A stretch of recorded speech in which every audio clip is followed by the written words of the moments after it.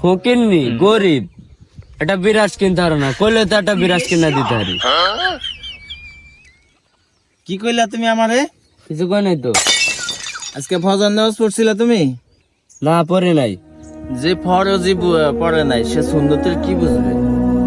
তুমি কি কইছো যে আমি বিরাস কিনতে পারি না, ফকিন্নি গরিব?